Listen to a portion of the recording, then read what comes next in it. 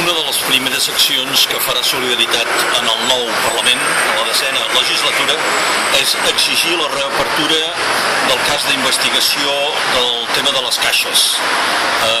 Aquí a Girona ens afecta especialment i volem saber què va passar amb la fusió de la Caixa Girona dins de la Caixa de Pensions.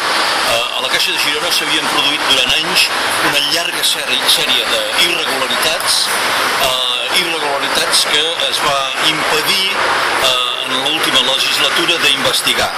Els gironins i les gironines tenim la voluntat i tenim el dret a saber totes les corrupteles que es van produir.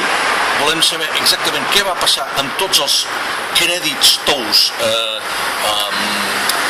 lliurats a membres del grup de confiança del senyor Arcadi Calçada. Volem saber exactament què va passar.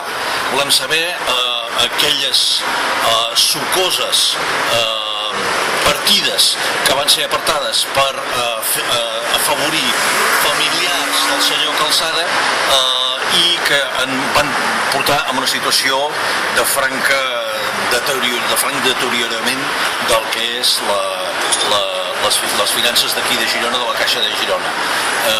El poble de Girona ha de saber, i Solidaritat estarà al davant de qualsevol iniciativa en aquest sentit.